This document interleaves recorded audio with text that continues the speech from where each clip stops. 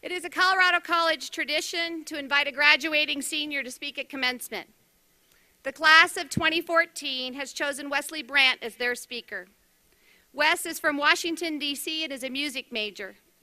Over the past 4 years, he's been active in student government, served as an editor of the Cypher magazine, and performed with the Bode Piano Ensemble. In addition, Wes has written and composed 2 original musicals, Hear No Evil in the Year 2090 and Galapagos, which have been performed by the Student Musical Theater Group, of which he's co-president. Please join me in welcoming Wes Brandt.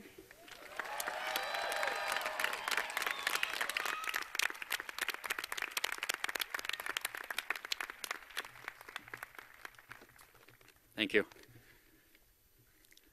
I have a friend named Sisyphus. He's a little bit Greek, he's a little bit ancient. You may have heard of him. There's this myth about him, that the gods punished him to push a boulder to the top of a mountain.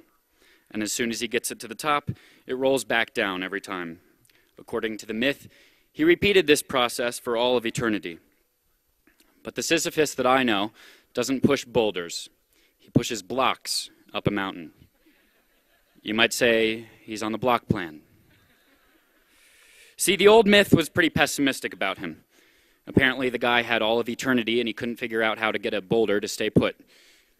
Sisyphus on the block plan, however, is discovering a way to stack the blocks he's carried up the mountain.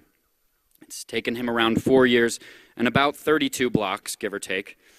But he's built himself a nice place up there. One by one, he had to learn these blocks in order to stack them properly, their weights, shapes, and dimensions. Perhaps he doesn't remember every single block now, especially those first few he carried up. But even if he doesn't remember the fine points, they still work as a foundation. And the important thing is that he learned how to stack blocks on top of that foundation and create something meaningful. A base of knowledge, a skill set, and a home. Sisyphus built that for himself up there, and he didn't even know how yet.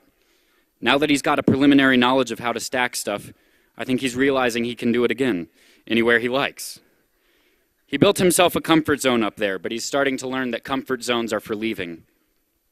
But if he goes to another mountain, Sisyphus will have to stack some unwieldy stuff. Taxes, insurance plans, cooking things that aren't pasta, and some heavy stuff as well. Unemployment and missing friends. It's important to note, though, that on his first trip up the mountain, he's had more training than just those 32 blocks. Those were made for stacking. He's also had to stack all kinds of hopelessly unstackable stuff, like the extracurricular activities that demanded to meet at the same time as lab class, the drama rehearsals, the friend that was such a drama queen that he felt like he was still at drama rehearsals, the sports rehearsals, sports practices. I don't know, Sisyphus played sports, I don't. He's a metaphor for all of you guys, you get the idea. He's faced social anxiety at parties, and social anxiety at darties. He's had to figure out what the hell is a darty.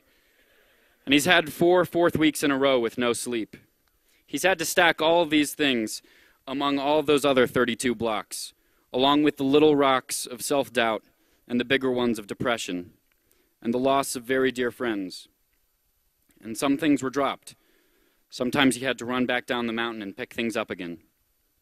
But every unique Sisyphus here in the class of 2014 continued to stack those things, even in times when their mountain was engulfed in a metaphorical or even a literal forest fire. I say that word unique, though, with a great deal of caution, because being unique is not a virtue on its own. Building your own recreational spelunking major is unique, but who cares? It's hard to find greatness in the unique, because the unique is so often confused with the random. The neuroscience and studio art double major is just as unique as our friend, the recreational spelunker, but she's unique for a reason, to map out where in the brain artistic catharsis occurs and what benefits that knowledge might have. CC is not great because the location and scheduling system is unique or one of a kind. It's great because these things work together. This is a problem with the concept of diversity as well. It has to be about more than the uniqueness of having people from different countries and ethnic backgrounds. It's about sharing those perspectives and different worldviews. It's about getting guys to study feminist and gender studies. It's about having a monthly publication written together by the CC Democrats and the CC Republicans. It's about people of every color, shape, size, sexual orientation performing at the Black Student Union's poetry slams. And all of these things have happened and are still happening at Colorado College. Because being unique is good, I suppose. But taking those unique elements and stacking them up, or weaving them into a tapestry if you're more into Professor Christy Ertl's metaphor, putting those things together is what's great. This class isn't great because we're a bunch of unique snowflakes. This class is great because we are snow. Taking all these unique ideas and people avalanching down together on our way to the next mountain. One of our favorite CC sayings is that we work hard and we play hard. I hope we can continue to do just that on our way up the next mountain. Because I've heard this saying about how if you ask someone from the East Coast what they do, they'll tell you their occupation, how they make a living. But if you ask someone from the West Coast, they'll tell you their hobby, how they make a life. But this speaks as though being a dentist and being a kayaker were mutually exclusive. They're not. Here in the state of Colorado, in between coasts, I think we've realized and are trying to reconcile the fact that we can and should do both. If you can stack up your life and your living together, that's a good medium. So good that it doesn't matter even if you get to the top of the mountain. In my experience, it's just a donut shop and a tourist trap up there anyways. This class knows that the view is best from the middle. And this class knows that there are mountains and mountains beyond this mountain. And though they don't get easier, the view gets better when you have some mountains to look back on. Even if it wasn't a mountain you wanted to leave, you had to because you built yourself a comfort zone there. And that's no place to make a life or a living. These abandoned comfort zones will be so gorgeous when the sun rises over them. The class of 2014 deserves that view. Let's go see it.